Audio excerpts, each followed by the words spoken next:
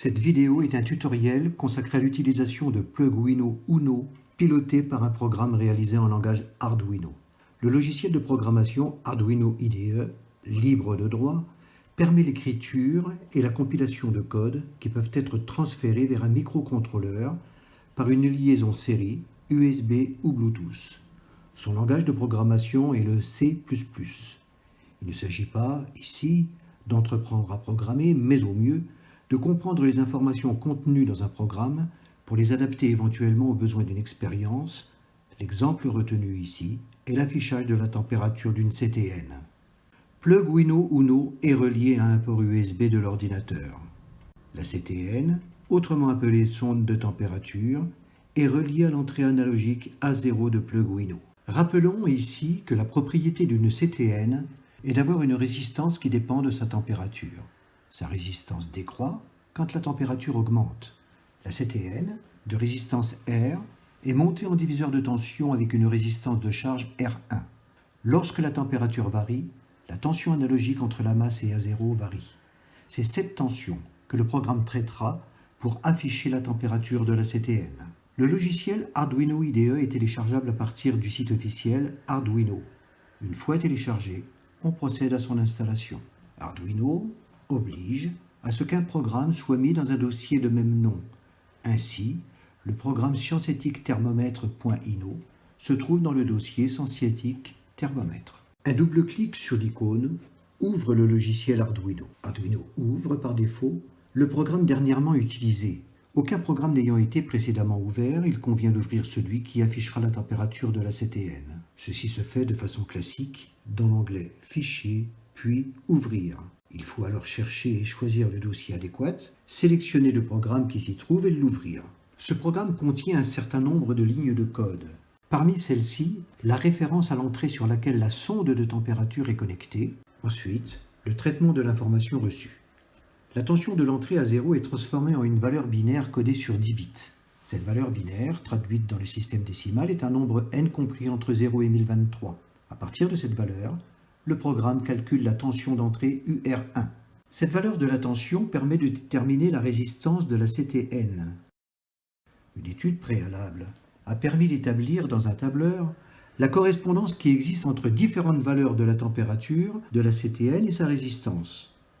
De l'ensemble de ces valeurs, une fonctionnalité du tableur appelée courbe de tendance permet de déduire une fonction qui lie la résistance R à la température T. Cette fonction, injectée dans le programme, permet de calculer la température. Le moment est venu de lancer le programme, encore faut-il vérifier que le port sur lequel Plugwino est branché est bien reconnu par l'ordinateur. En cas de doute, débranchez Plugwino. Dans le menu Outils, ouvrir la rubrique Port et lisez les ports utilisés par l'ordinateur.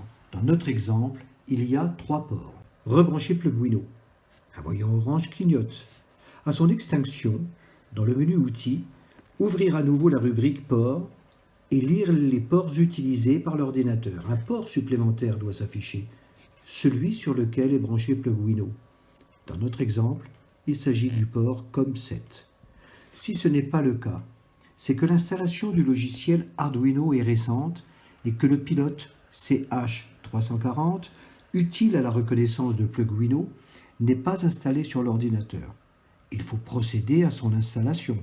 Cette installation sera définitive, c'est-à-dire qu'il ne sera plus nécessaire de la refaire.